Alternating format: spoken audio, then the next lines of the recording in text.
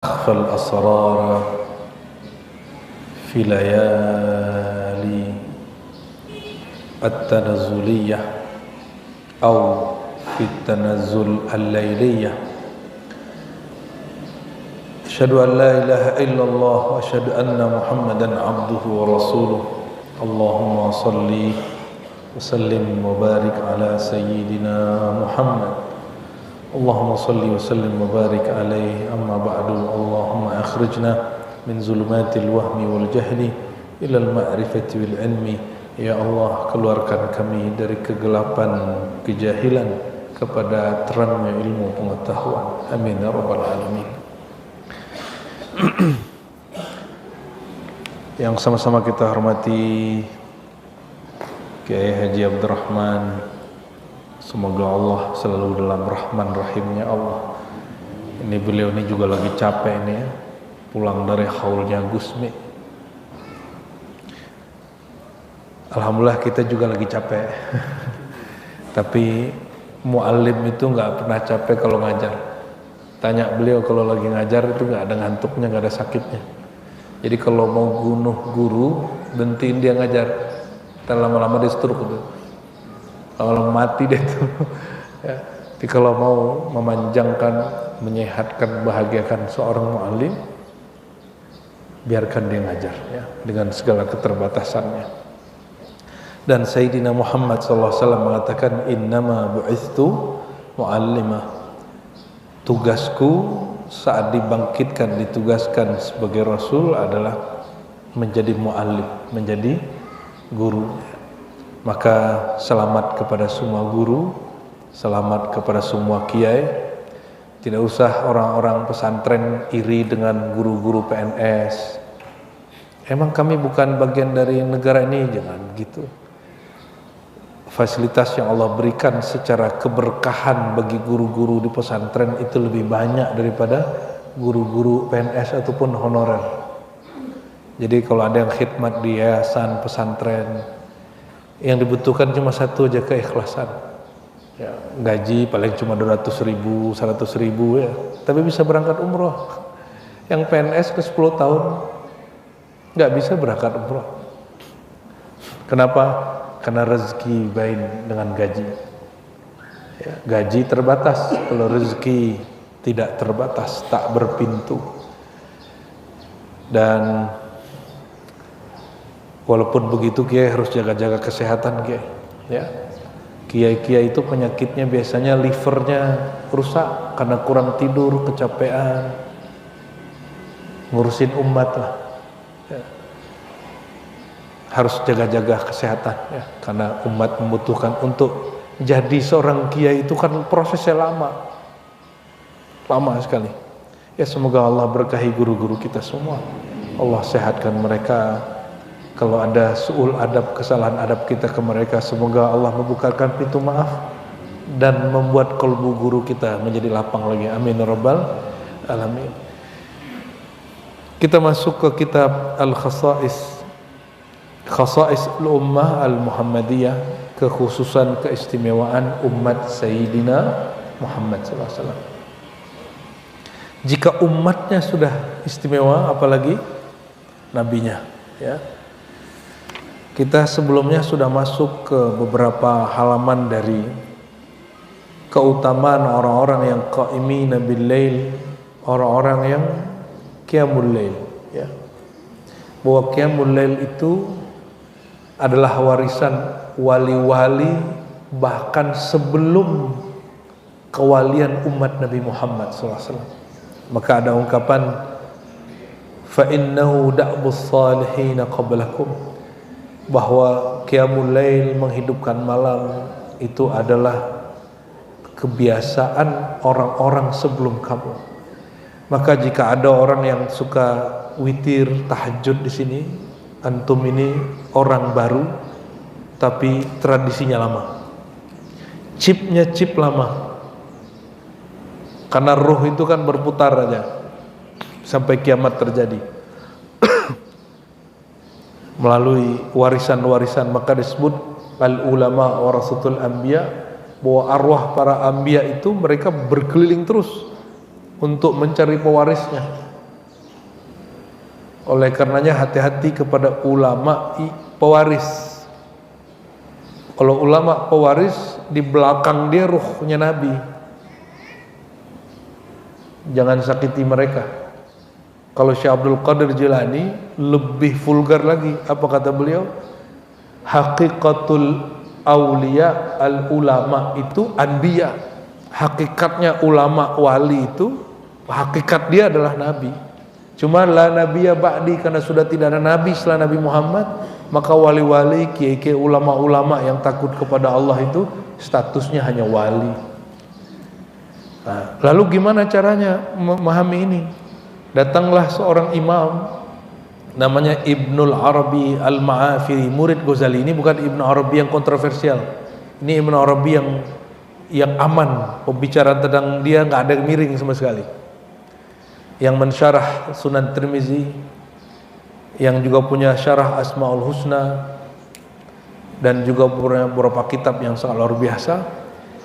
Beliau menjelaskan bahwa tiada seorang wali, nabi, ulama, ahlullah kecuali dia berada di makom ala qadami nabiyyin. Dia mewarisi makom nabi-nabi terdahulu, tapi mereka bukan nabi. Mereka tidak jadi nabi, dan setinggi apapun ilmunya wali, dia tetap di bawah seorang nabi, tidak pernah melewati nabi itu. Jadi tidak benar kalau udah jadi wali terus makomnya batal syariat, itu nggak mungkin. Kenapa? Syariat itu bagi wali rukhsah. Antum sholat itu cuma 5 waktu. Wali itu sholat sepanjang waktu. Jadi jangan belagu ente terus mengatakan Syanu tuh nggak wali. Masa dia kalau wali dia nggak sholat? Nggak begitu. Ya, orang kalau benar dia dimasyhurkan sebagai wali, jangan-jangan dia sholat sepanjang waktu dan dia sedang mabuk. Orang mabuk baru terbebas dari hukum.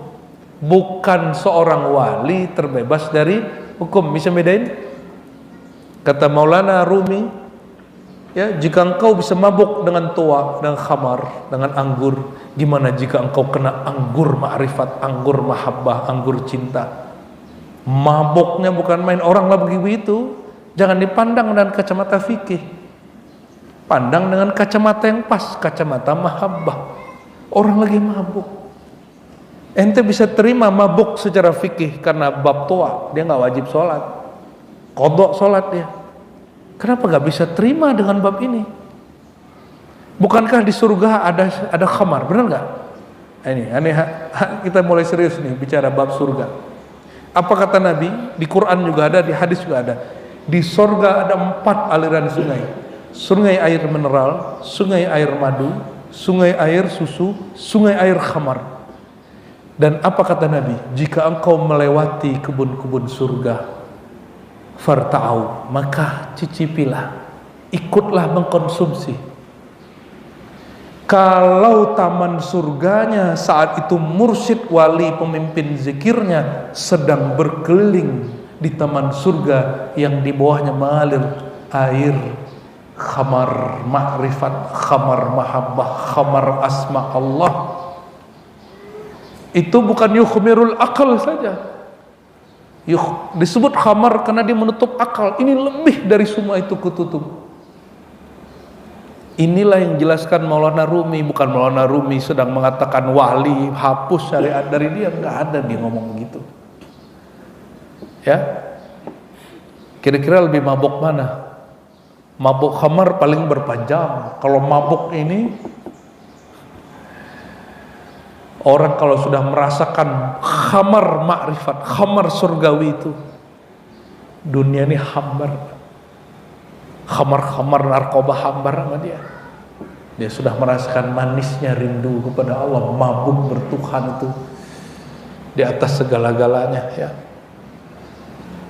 Jadi sholat kita nggak khusyuk itu, ya. Puasa Muharramnya, puasa Asyuranya yang belum tentu diterima itu janganlah dijadikan alat untuk mengukur kewalian seseorang. Nggak pantas kita. Termasuk yang mulanya sampai ngantuk-ngantuk itu, ya. Coba antum kalau qiyamul berasa masih berat atau ada candu di dalam, asyik gitu, atau masih berat? Jujur aja, masih berat toh. belum jadi wali berarti. Mereka aulia-aulia Allah itu disebutkan alaikum biqiyamil lail, hendaklah kalian berusaha menghidupkan qiyamul lail, fa innahu da'bus salihin, itu kebiasaan orang terdahulu sebelum kamu. Bagi mereka suatu yang berat bagi kita itu kebiasaan.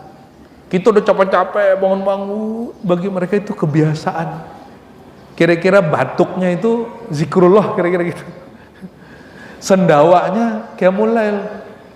Loh kalau kita kan sudah effortnya kuat baru bisa qiyamul lail. Udah alarm 7 kali ya.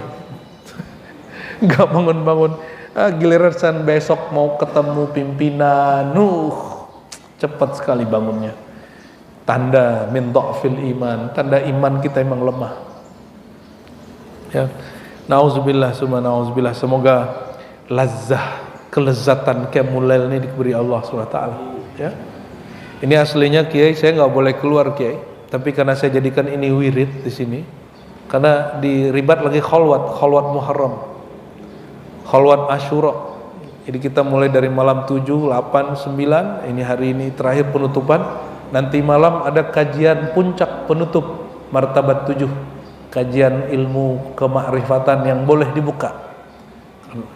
Monggo nanti datang ke Serpong ya, di Buaran. Settingannya beda dengan Hikam. Dia ngajinya lebih serius sedikit. Nanti bawa catatan ya.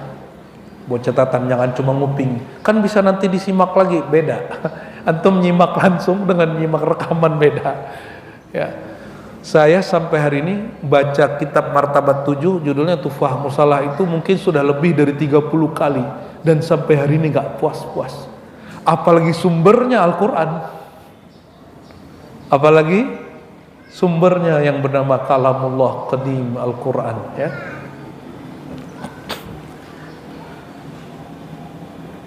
Nah, bagaimana cara menikmati qiyamul lail? Mau tahu caranya? Kurangi maksiat kalbu di siang hari, ya. Kurangi maksiat kolbu. Maksiat kolbu ini sombong, iri, dengki, marah-marah. Coba rasakan yang konflik tengkar hari ini, bahkan tengkar sama preman, tukang parkir, tengkar sama orang di jalan, disalip orang, emosi, itu ngefek ke malam kita. Dan itu melukai kolbu. Jadi jangan antum kira kita dibentak orang bisa bentak balik itu hebat. Itu melukai kolbu. Melukai kolbu. Justru orang yang menang itu tidak menanggapi orang kehilangan akal kecuali dengan akal yang sehat. Orang marah itu akalnya nggak muncul, yang muncul sifat hewan buasnya, ya, bukan akalnya. Termasuk berumah tangga pasti ada konflik-konflik ya. Coba rasakan yang sudah berumah tangga. Kalau konflik susah bangun subuhnya, susah apalagi tahajud. Jadi mau mudah bangun tahajud, kurangi konflik. Kalau pasangan kita agak cerewet dikit, mengalah. Orang yang nggak pernah menikah nggak tahu cara mengalah. Mau sepintar apapun orangnya, kan antum sudah lihat tuh di dunia televisi yang suka debat-debat ya. Kalau yang nggak menikah coba lihat, mau menang terus. Dan memang dia pintar debat. Yang kalah ada juga karena bodohnya, ada yang karena emang dia mengalah. Nah, cobalah ya, ambil asrar rahasia itu ya. Nanti coba rasakan nikmat malam hari itu, nyebut nama Allah aja, bismillah aja diulang-ulang 100 sudah nikmat. Kalau orang siangnya steril. Kalau dosa mata, dosa telinga, dosa hati, dosa fisik ini, orang cukup zikir pagi sore itu orang gugurkan dosanya. Tapi kalau dosa kolbu, iri, dengki, emosi, buruk sangka, apalagi buruk sangka kepada wali Allah, apalagi buruk sangka kepada kekasih-kekasih Allah, kepada imam masjid, kepada mu'alim, kepada Bilal, jangan coba-coba. Atau buruk sangka ke pengemis, sama aja. Oh ini 2000 dikasih nih, paling nanti jadi narkoba. Mana ada orang 2000 jadi narkoba, Pak? Atau jadi tua nih, Belum ngasih sudah suudzon. Kalau nggak mau ngasih, nggak usah ngasih. Jangan kotori kolbu kita dengan dua kali. Udahlah palit, bakhil, suudzon sama orang. Ya, itu sebabnya muncul anekdot-anekdot antara mitos dan realita. Nabi Khidir nyamar lewat pengemis. Itu antara benar dan tidak, ya, antara salah dan benar. Bapak Ibu Saudara, bukan Allah. Mari kita baca suratul Fatihah. Kita kirimkan untuk Sayyidina Muhammad SAW, untuk pengarang kitab ini dan murid-muridnya yang mengijazahkan kami, Abuya Al-Arif Billah Sayyid Muhammad Alawi Al-Maliki. Al-Fatihah. Bismillahirrahmanirrahim. Shiratal ladzina an'amta 'alaihim ghairil maghdubi 'alaihim waladdallin.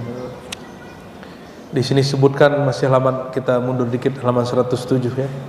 Wa man wazaba 'ala qiyamil laili dakhala ghurafal jannah bisalam. Paragraf ketiga halaman 107. Siapa yang membiasakan qiyamul lail, dia akan masuk, bahkan dakhala secara harfiah telah masuk. Tapi terjemahan orang-orang ahli fikih biasanya akan masuk. Ghuraf al-jannah, kamar-kamar di surga. Kamar termahal hotel itu di Uni Emirat, Pak. Abu Dhabi, Dubai. Semalamnya berapa ratus gitu, juta. Kebeli rumah di tempat saya satu tuh. Ya. Dua malam udah kebeli berapa tuh ya? Allahumma sholli ala Muhammad. Ada loh orang kaya kayak gitu, ada orang Indonesia lagi. Jadi Indonesia ini kaya sekali. Miskin kismin. Karena negeri kita emang tidak menganut ideologi ekonomi yang jelas ya. Sehingga kaya sekali. Kalau di Perancis Pak, nggak bisa orang kaya banget. Negara sosialis. Semakin kaya pajaknya gede, 60% setiap bulan. Pajak 60%. Nggak protes tuh mereka tuh. Oleh karenanya, mohon maaf Pak, bule-bule yang kesini itu bukan orang kaya. Itu orang emang pengen belibur, udah capek dah hidup dipajakin sama pemerintahnya. Mungkin lebih kaya antum ini, punya rumah, ya kan? Mereka tinggal di apartemen. Makanya hidupkanlah rumahnya dengan tahajud. Tanda syukur kepada Allah. Enggak usah dengerin berita yang isinya membuat kita mengeluh setiap hari. Hidup susah tahun ini. Hidup susah tahun ini. Saya ketemu orang yang sama di tahun yang beda ngomongnya, tahun ini lebih susah lagi. Tahun ini lebih susah lagi. Tahun lalu ngomong begitu juga. Tahun sebelumnya ngomong begitu juga. Kenapa? Sering dengerin podcast sampah. Orang kolbunya sampah, ente dengerin itu jadinya. Apa isi di dalam ini? Kalau isinya nur, keluarnya nur. Isinya gelap, keluarnya gelap. Isinya sampah, keluarnya sampah. Isinya toilet, isi ngomongnya jorok-jorok. Isi di sininya kesombongan, ngomongnya menghina, menghardik orang. Kamu ini bodoh, kamu ini goblok, ya. Ya, dungu itu. Kalimat-kalimat begitu kan muncul dari apa? Dari aklaniyah syaitaniyah, akal syaitani. Jadi dalam diri kita ini ada kiblat akal, ada akal nuraniyah, akal nur, yang dia tambah ilmu, dia tambah baik, tambah tawadu. Ada akal zulmaniyah, ada akal gelap, belakangnya syaitan. Oleh karena itu orang bisa lebih jahat dari syaitan kalau ngomong, bisa lebih santun dari malaikat kalau bicara. Gimana ngelatihnya? Salah satunya latih qiyamul lail. Nah, perhatikan. Malaikat tidur nggak? Syaitan tidur nggak? Selama ini antum belajar cuma malaikat tidak tidur. Syaitan itu juga nggak tidur. Kalau jin tidur Pak. Bedakan jin dengan syaitan. Jin dari api, kalau syaitan bukan. Ya. Wallahu alam itu sebutannya apa itu. Syaitan mengalir di setiap darah, baik darah manusia ataupun darah jin. Jadi iblis yang nggak mau sujud kepada Adam tuh korban dari syaitan juga. Maka ada syaitan sifat, ada syaitan hakiki zatnya. Itu jauh lebih tua dari semua jin yang ada. Jadi jangan benci sama jin. Kita nggak musuhan sama jin. Kita nggak musuhan sama genderuwo. Kita nggak musuhan sama kuntilanak, sama tuyul. Nggak ada urusan kita sama dia, Pak. Urusan kita, inna syaitana lakum aduwam mubina. Bahkan ada perintah fattakhiduhu aduwa. Syaitan itu musuh yang nyata, maka jadikan dia benar-benar musuh. Karena Allah katakan syaitan itu musuh yang nyata, ilmunya harus dibuka seterang-terang mungkin. Maka ke depan ini akan banyak kita bahas makrifat syaitan. Jangan hanya ma'rifatullah, ntar ente jadi wali, ternyata wali setan, kan? Biar kita tahu nih ma'rifat kita nih ma'rifat apa. Jangan-jangan bukan ma'rifatullah, tapi ma'rifat syaitan. Karena syaitan bisa zikir la ilallah 70.000, Pak. Mungkin zikirnya lebih banyak dari antum. Ngeri kan? Ya, makanya Allah mengatakan syaitan itu musuh yang nyata. Kalau syaitan yang masuk kepada badan manusia bisa berjubah politikus, bisa berjubah ulama, ya. Jadi ada syaitan sifat, ada syaitan fi'il. Kalau fi'il itu kayak hewan jahat, hewan berbisa, itu Nabi sebut syaitan. Kata Nabi, jika engkau sholat ada ular hitam, bunuhlah, fa innahu syaitan. Itu syaitan fi'il. Fi'ilnya, perbuatannya. Ular itu kan bukan setan, dia hewan. Tapi fi'il dia, fi'il syaitan. Kalau yang ada di tubuh kita ini apa nih? Itu sifat. Karena Nabi mengatakan syaitan itu mengalir pada darah, majradam, pembuluh darah. Darah itu dalam kajian ma'rifatullah adalah tempat mengalirnya nur hayatullah, nur hayatnya Allah. Makanya selama ada darah kita sehat. Darahnya nggak lancar, orangnya nggak sehat. Betul nggak? Pembuluh darahnya tersumbat, orangnya bisa stroke, pecah, bisa stroke total. Semoga Allah jaga kita dari itu, ya. Maka kurang-kurangi makan nasi, kurang-kurangi garam. Kambing nggak salah, ente makannya nggak bener karena asin. Ya, apa tuh melinjo? Nggak salah melinjo itu. Cuma melinjo kan dikasih bumbunya udah minyak, dikasih garam. Ya udah 7 melinjo, langsung berat di sini. Ya wajar lah, ya. Kita ini salah. Fi'il kita salah, perbuatan kita salah. Kita suka nyari kesalahan. Salah aku makan melinjo. Salah melinjo, salah kambing. Lah kambing nggak ngapa-ngapain, ente salahin.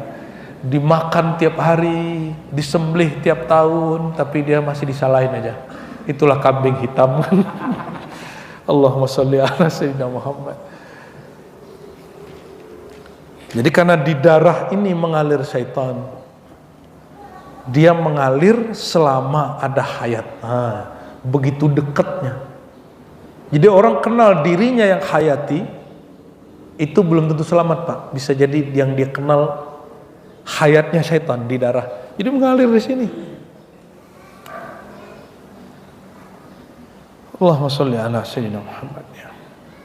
Ah, maka disebutkan di sini, siapa yang qiyamul lail, dia telah masuk secara harfiah, ya, ke kamar-kamar di surga. Jangankan kamar di surga, satu pohon di surga. Kata orang lama puhun, ya. Puun. Kalau di bahasa Melayu pokok. Ya, sama itu barangnya. Satu pohon di surga itu rindangnya tuba, namanya pohon tuba. Itu rindangnya Bapak Ibu, kalau kita jalan di bawahnya 100 tahun baru lewat dari awal sini sampai ujung sono. Itu satu pohon tuba. Mandang Rasulullah atau mandang orang yang terhubung kepada Rasulullah, antum tasdik ilmunya, Allah ciptakan bagi kita kebun-kebun yang pohonnya seluas 100 tahun penjara. Satu pohon. Kalau antum zikir pagi sore kata Nabi, subhanallah bihamdi gharsun fil jannah. Bukan lagi pohon. Subhanallah bihamdi, satu itu satu kebun di surga. Satu kebun di surga minimal 10 pohon. Jadi orang paling kaya di sini bukan orang yang kaya kripto, kaya saham. Kita seneng sih Pak, lihat anak-anak muda yang mudanya nggak beda jauh juga sama kita ya. Lagi seneng kripto, keren. Tapi kita berharap mereka juga belajar kekayaan setelah mati. Dia kan sudah lihat, wahai orang-orang yang merasa kekayaan itu kekayaan duit, kekayaan digital apa. Ente lihat orang paling kaya dahulu, Nabi Sulaiman, itu meninggal juga. Orang yang kaya di Indonesia yang punya Sinarmas meninggal juga. Kekayaan itu tidak bisa menahan sama sekali kemauan malaikat maut, karena malaikat maut tidak mau kecuali dengan maunya Allah. Coba siapkan juga kekayaan surgawi. Jadi kalau ente udah kaya nabung kripto, investasi saham, forex, apalah terserah lah, itu insya Allah bukan judi ya, tapi mirip-mirip sih ya. Hampir mirip. Berbagilah, bagi ilmunya, jangan berbayar banyak-banyak, bagi juga duitnya. Jangan hanya orientasi duit. Tuhan itu bukan duit. Biar duit datang ke kita ya dengan ilmu kalian itu ya. Siapa yang bekerja di bagian-bagian itu.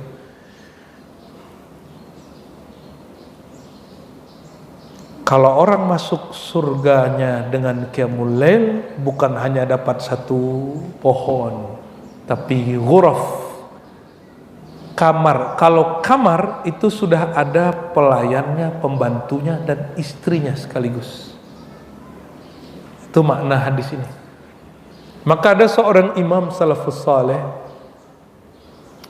Imam Sufyan Ats-Tsauri, itu dia qiyamul itu nggak pernah malam itu tertidur, karena dia sudah merasakan manisnya qiyamul lail. Apa kata dia? Suatu malam aku merasanya tidak tidur, ternyata aku masuk ke alam lain. Alam itu dia nggak tahu, ternyata itu surga. Dan dia jumpa bidadari. Ingin disentuh bidadarinya. Cantiknya bukan main, jauh lebih cantik dari semua ratu-ratu dunia, apalagi bininya. Ya. Dia mau sentuh, apa kata bidadari itu? Wahai kekasihku, maharmu tertinggal. Itu orang udah ngebet Pak. Orang udah uring-uringan itu. Udah kebelet lah kira-kira begitu. Mau nyentuh istrinya yang di alam sana, kata istrinya apa? Maharmu ketinggalan. Nah, jadi ibu-ibu, dalam fikih Islam, nikah itu nggak mesti menghadirkan mahar. Mahar itu boleh kredit, boleh nyicil. Kalau di Indonesia rata-rata maharnya karena seperangkat alat sholat tunai gitu ya. Boleh dia dicicil. Dan seorang perempuan boleh nolak disentuh sebelum dibayarkan, sebelum dikasih. Tapi perempuan yang baik nggak begitu ya. Kalau bidadari boleh. Di saat dia kemudian tersadar, oh ya, aku belum sholat tahajud malam ini. Dia sadar, matanya melek. Ternyata dia tertidur. Dia tadi diperjalankan Allah ke surga. Ini kisah Imam Sufyan. Dikisahkan kembali oleh Imam Al-Qurtubi dalam kitab Tazkirah, dan kisah ini sahih. Disebut mubasyarat, kabar gembira. Ar-ru'ya salihah minal mubasyarat. Mimpi atau pengalaman spiritual seorang yang soleh, wali Allah, itu adalah kabar gembira dari Allah dan boleh diceritakan. Ya, ini bukti penceritaannya masuk kitab.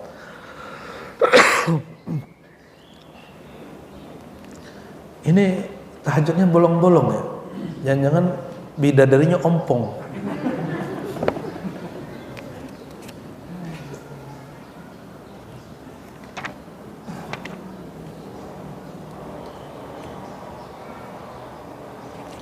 Nah, sekarang kita masuk ke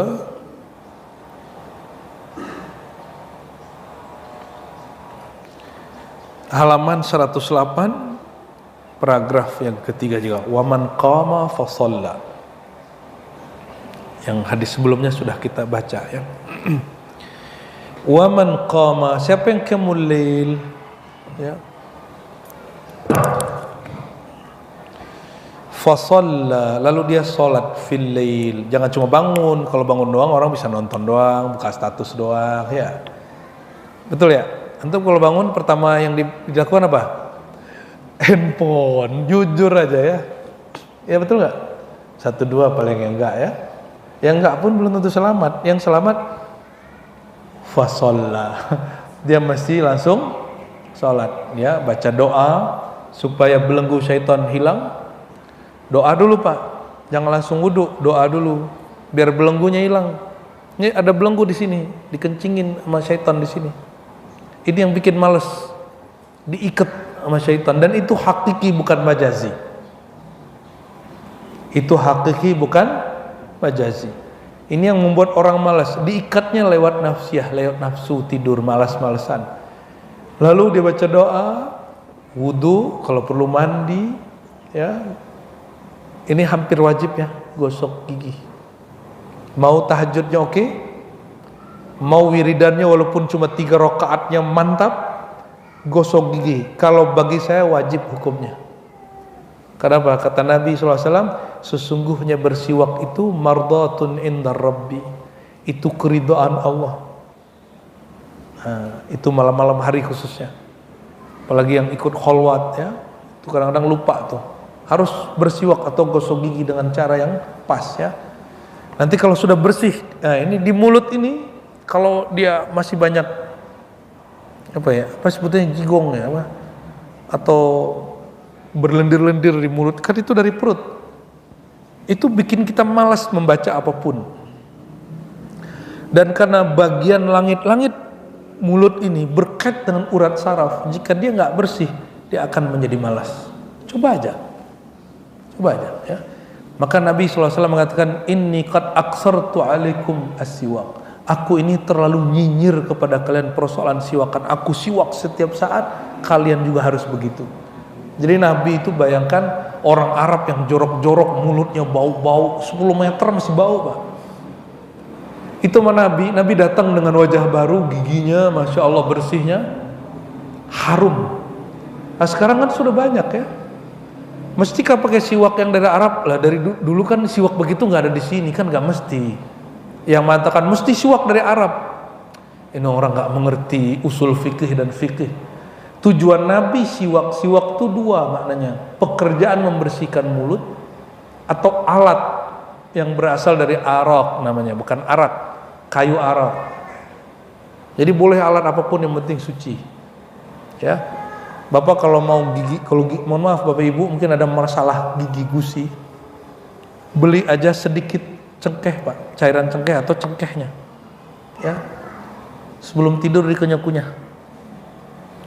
dikit, kumur-kumur tidur. Bangun tidur coba rasain itu mulutnya nggak bau. Kalau malas beli itu minyak astirinya, sedikit saja, jangan banyak-banyak, ntar jadi sariawan. Ya, itu pedesnya bukan main. Sedikit dicampur sedikit, 1 tetes ke pasta gigi kita. Gosok gigi pakai itu. Kalau nggak ntar kita buatin pasta gigi sunnah. Allahumma sholli ala Muhammad ya. Ribet kan beli-beli kan? Udah gosok gigi, udah ke dokter masih bau, ya kan nggak nyaman Pak. Itu membuat kita nggak nyaman ibadah, wiridan nggak nyaman, ngobrol sama orang nggak nyaman. Masa pakai masker tiap hari? Ya. Nah, kalau ingin semangat dalam qiyamul lail, zikiran, sering-sering gosok gigi dengan cara yang benar. Lalu apa kata Nabi SAW? Faqad ta'arrada li nafahatil qurbir rabbani. Salah. Yang atasnya la yakhib. Orang yang qiyamul lail la yakhib, tidak akan pernah rugi. Ma khayyaballah, dalam hadis Tabrani dari Ibnu Mas'ud radhiyallahu taala anhu, Nabi sallallahu alaihi wasallam bersabda, ma khayyaballahu ra'an qama fi jawfil lail faftataha surat Al-Baqarah wa Ala Imran. Tidak akan pernah merugi seseorang yang qiyamul dia baca surat Al-Baqarah ya ataupun Ali Imran. Ini kalau orang ngerti asrar Bapak Ibu, ini persugihan syar'i. Ngerti nggak maksudnya? Ini jaminan orang ngerjain ini tiap malam, baca Al-Baqarah atau Ali Imran tiap malam, nggak akan pernah jadi miskin. Cuma takutnya antum salah niat, tahajudnya bukan karena Allah tapi karena takut miskin. Jadi siapa yang ngerjain bab ini, wallahi tidak akan pernah miskin selama-lamanya. Ini dalilnya dan ini jaminannya langsung dari lisan orang yang paling dekat dengan Allah yang Maha memberi rezeki. Ya, cuma siapa yang sanggup tiap malam baca surah Al-Baqarah, Ali Imran. Makanya antum sedikit yang jadi konglomerat, kebanyakan konglomelarat. Kerja 8 jam sanggup, cuma baca ini doang 3 jam nggak sanggup. Wajar, miskin rohani. Kita ini lihat kalau ada orang kerja di masa tuanya dan strategis kerjaannya dia kaya di musim dewasa dan tuanya, dan dia bisa ngasih, dia bisa mempekerjakan banyak orang, berbagi kebaikan. Sama Pak, orang yang bekerja dengan batinnya dari mudanya, umur 30 dia sudah memetik, dia sudah bisa bagi. Sukses before 30 gitu ya deh. Sama, jadi wali sebelum 30 tahun itu ada juga Pak, cuma kita nggak jadikan nama channel YouTube. Kan ada channel YouTube Kiai, udah nonton belum Kiai? Sukses sebelum 30 tahun, pakai bahasa Inggris. Success before 30. Kalau ini kayaknya udah telat, success before death. Sebelum mati mesti sukses. Sukses rohani. Gimana cara sukses rohani? Tabung setiap malam. Apa yang ditabung? Rukuknya, sujudnya, menabung nama Allah di kolbu. Karena satu nama masuk ke kolbu dia nggak pernah keluar. Itu makanan kolbu. Kolbu nggak mau lepasin itu. Maka antum kalau sudah belajar ilmu zikir sekali saja, selama tidak khianat kepada guru, tidak ingkar kepada ilmu guru, walaupun keluar terjebak, terjerumus dosa apapun selain syirik, pasti balik. Tapi kalau khianat kepada guru, kalau sulah adab wajar manusiawi, yang penting dia minta maaf. Ingkar kepada ilmu guru, mengingkari kewalian gurunya, dia terjebak maksiat, zahir batin dia akan ikut hancur, istidrat tambah jauh. Maka saya nasihati diri saya sendiri dan kita semua, siapa yang pernah nyakitin hati gurunya, ya, oke, antum minta maaf ke beliau, tapi jangan pernah khianat kepada ilmu guru. Karena orang khianat ke Rasul dimulai ke guru dulu. Kalau sama guru ada khianat, apalagi sama Rasulullah Sallallahu Alaihi Wasallam. Karena ujian yang diberikan Nabi ke sahabat itu lebih berat, Bapak Ibu. Kalau tentara Tolut ketemu sungai, hanya boleh minum setelapak. 313 sisanya Pak. Dari belasan ribu yang ikut perang, sisanya berapa? 313. Kemana itu yang belasan ribu? Mereka kekenyangan minum air, nggak patuh sama gurunya, sama panglimanya, pimpinannya. 313 beneran ambil. Di situ mereka nggak tahu ada energi dahsyat di tangan para pejuang. Ini tangan pejuang itu berkah semua. Air kalau kena walaupun bentuknya kotor, itu nur semua yang dia minum. Makanya kalau wudhu Pak, wudhu yang ketiga, jangan yang pertama. Wudhu yang ketiga, tetesannya Bapak jilatin aja. Itu berkah itu. Itu saya terima ijazahnya dalam Thariqat Idrisiyah, As-Sanusiyah, dan beberapa masyaikh Naqsyabandiyah, Qadiriyah. Mereka ngajarin begitu. Kenapa? Itu air suci. Syaitan takut sama air begitu. Ini bukan bab dalil, ini bab tajribah ruya, pengalaman, bukan untuk diyakini. Kalau antum mau kerjain aja, ya. Allahumma sholli ala sayyidina Muhammad, ya. Wah, kalau itu panjang lagi, kita lanjut baca kitab aja deh. Baru satu paragraf, Kiai. Wa man qama yusalli fil lail faqad ta'arrada li nafahatil qurbi rabbani. Siapa yang qiyamul lail rutin, disiplin ya, walaupun satu rakaat, faqad ta'arrada, dia sedang bersiap-siap menghadap menerima nafahat al-qurb ar-rabbani, hembusan nafas-nafas kedekatan Allah Ta'ala. Jadi Allah itu menyebut hadrahnya itu dengan istilah majlis.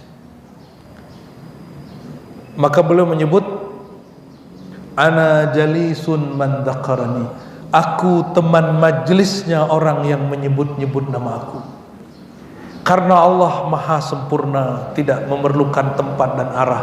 Dimanapun arah dia berzikir, dia akan menjadi teman majelisnya Allah. Dan di saat semua orang tidur, antum nongkrong di majelisnya Allah, kan dahsyat tuh. Nongkrong asik nggak Pak?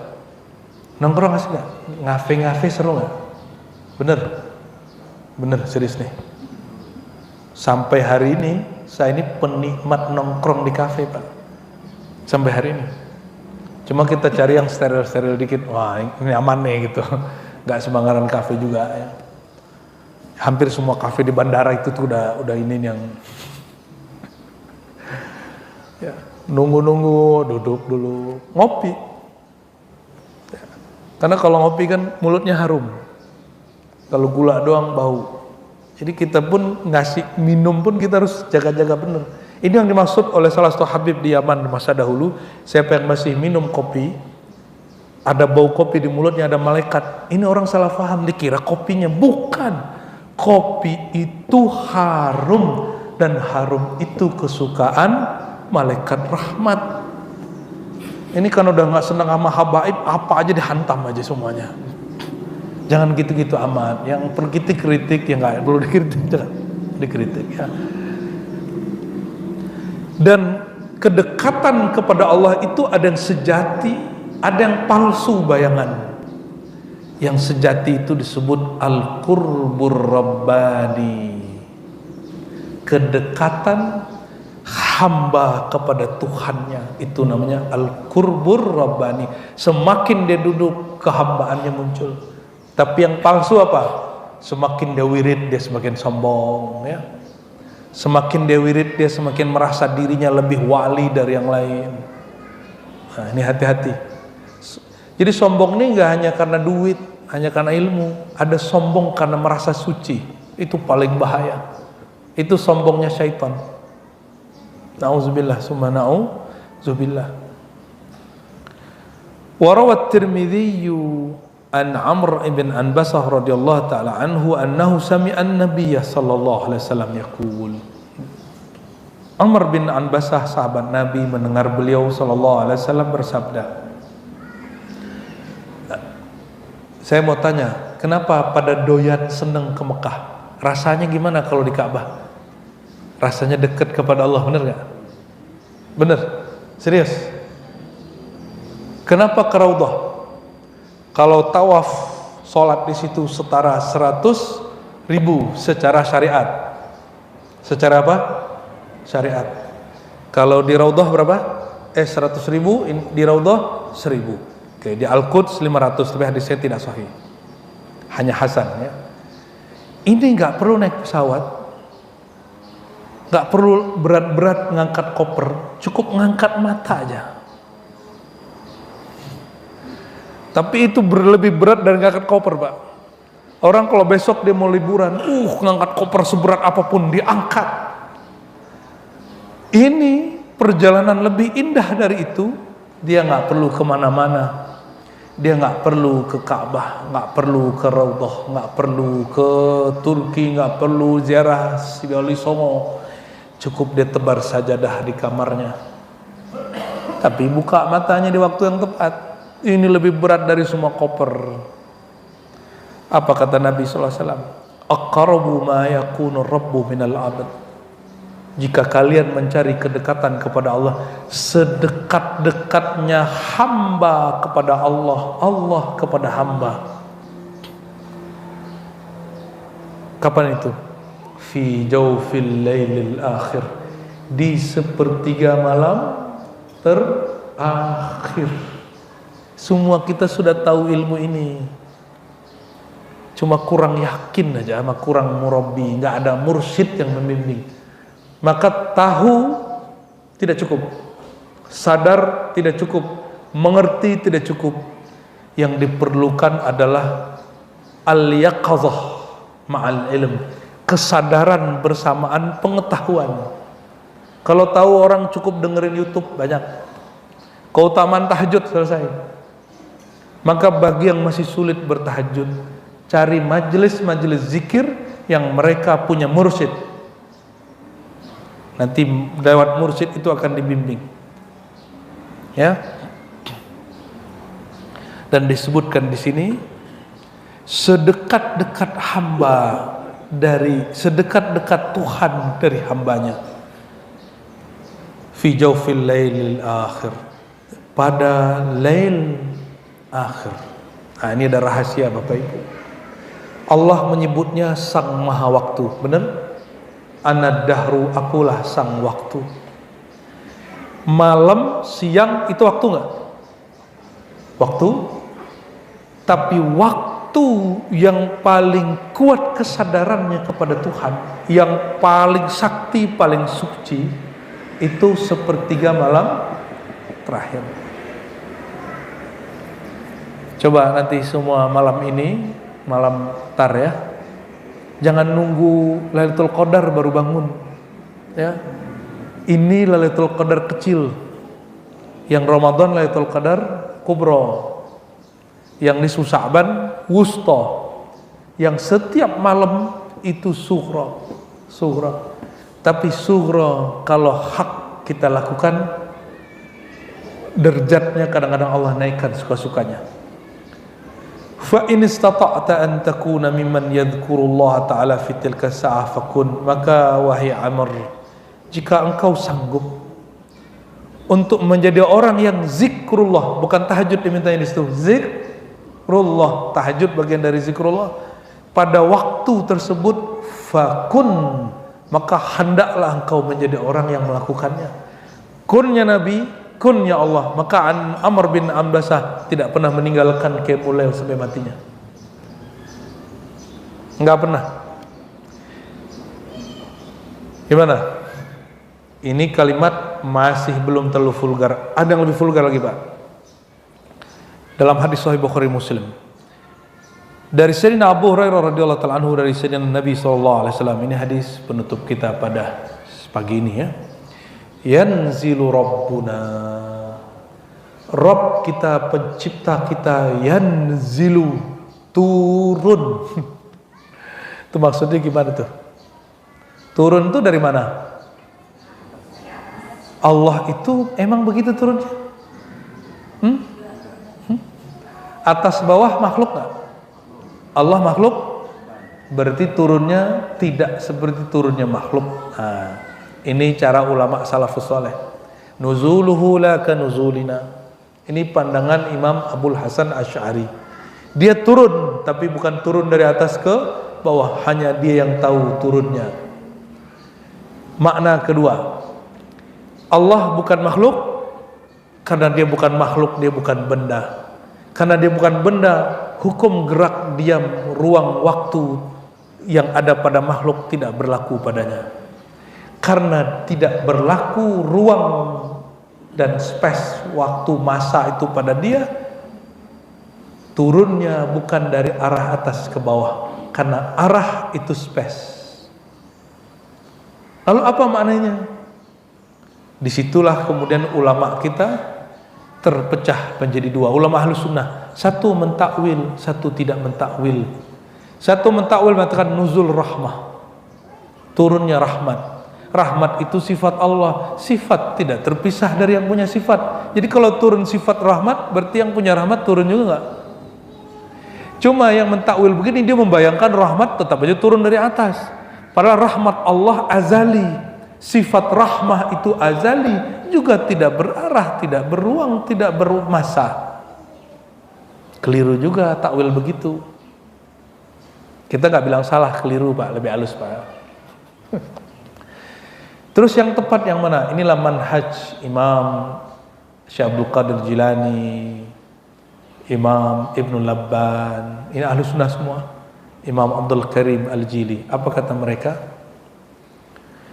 Cukup engkau katakan nuzul. Nuzul Allah itu benar-benar nuzul.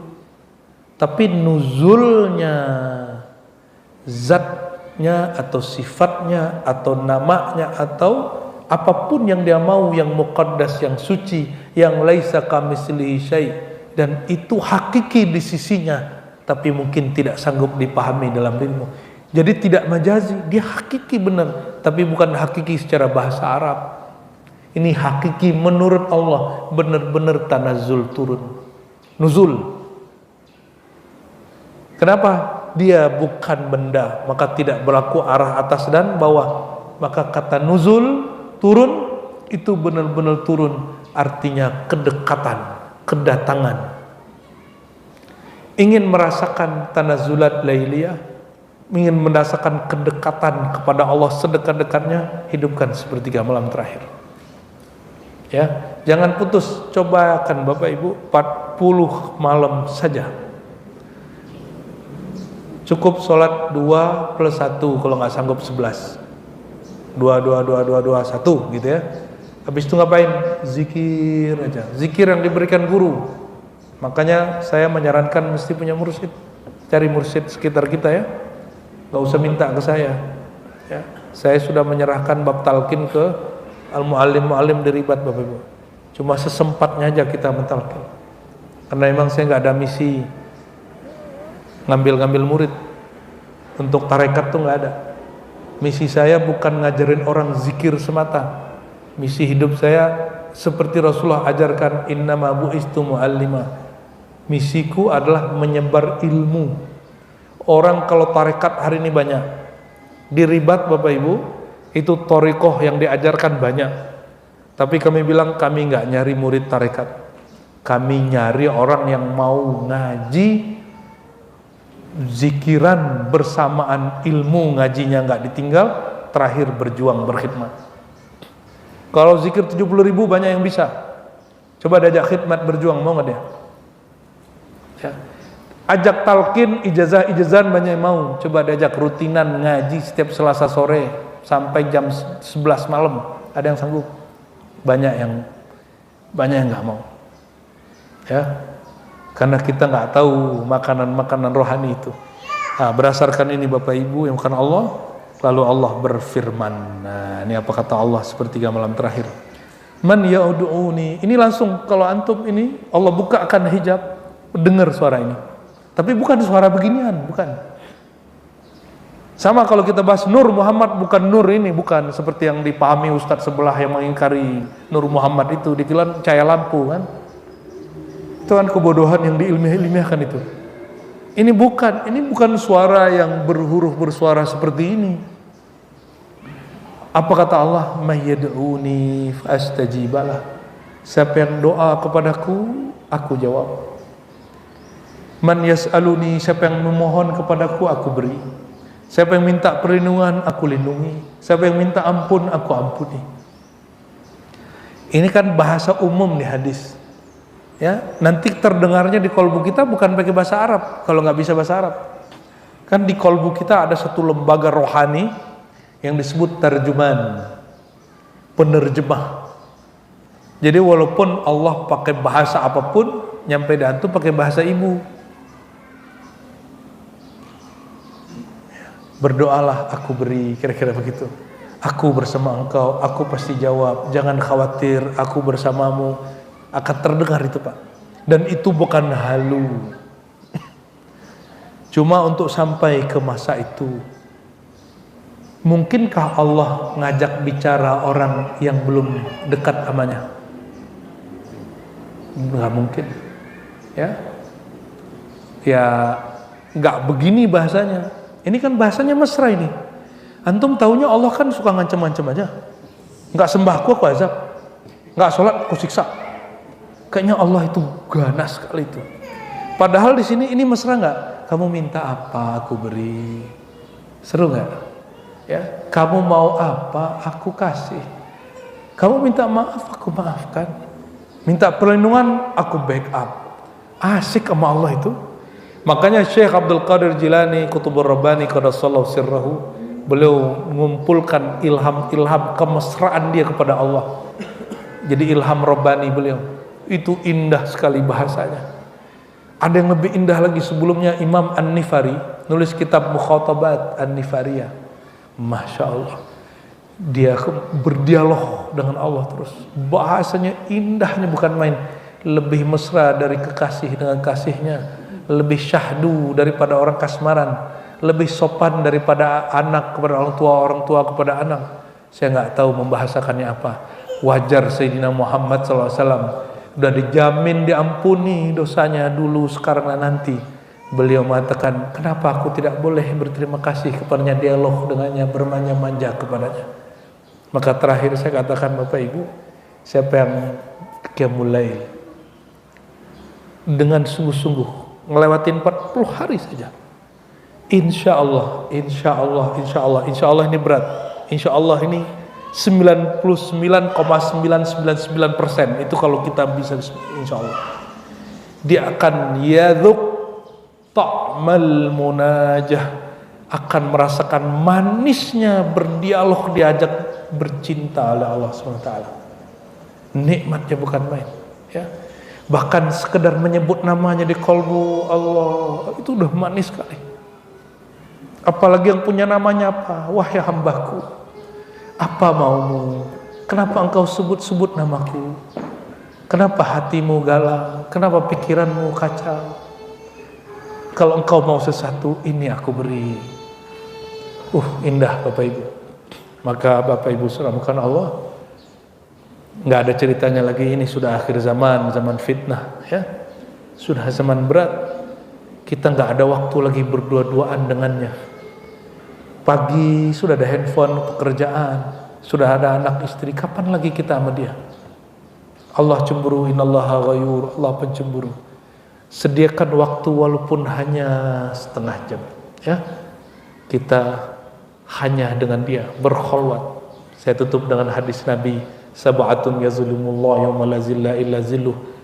7 golongan, yang satu golongannya bab ini, nanti Allah naungi dia dengan naungan kasih sayangnya, yang saat itu nggak ada yang dapat naungan itu. Nomor terakhirnya apa? Rajulun, seseorang yang bangun malam hari yazkurullah fafadat, air matanya mengalir. Rasakan itu nanti, ya. Berguru jangan coba-coba sendiri, nanti ada halusinasi. Kalau punya guru, ada guru kita yang guidance. Kalau ada bisik-bisikan nanti guru lagi, syaitan, jangan diikuti, ya.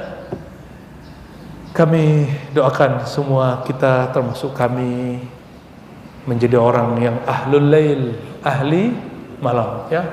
Kita doa, ya Allah ya Rahmanir Rahim, ya Karim, ya Azim, ya Rabbal lail wan nahar, ya Rabbal lail wan nahar, salli ala abdika wa rasulika nabiyina Muhammad alladzi qama laylan wa la yamal.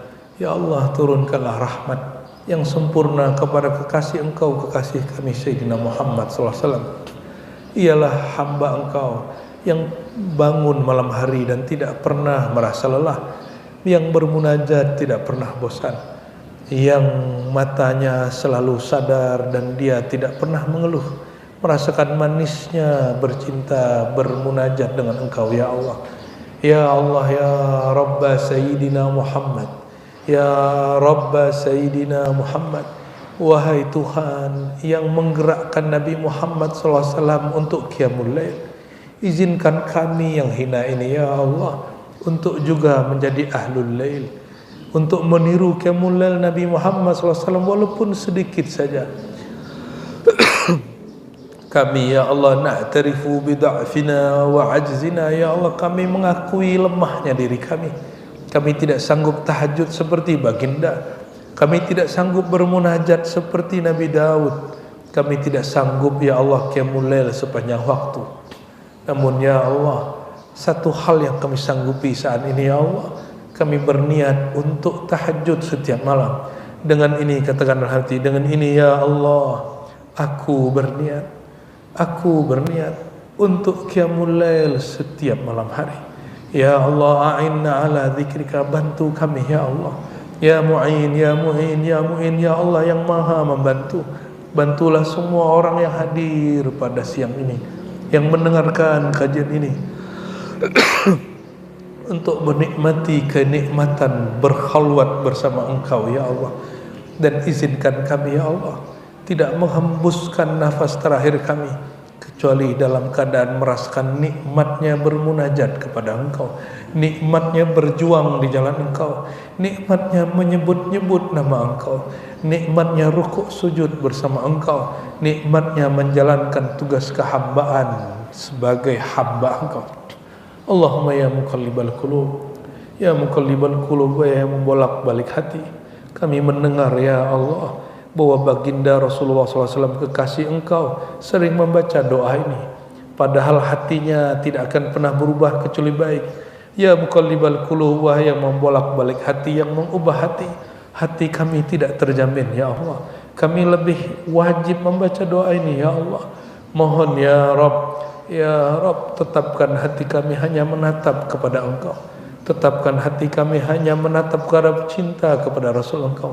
Maafkan kesalahan kami, kesalahan keluarga kami, pasangan kami, kesalahan guru-guru kami, kesalahan sahabat-sahabat kami, kesalahan orang-orang yang berbuat baik kepada kami, kesalahan orang-orang yang pernah menyakiti kami.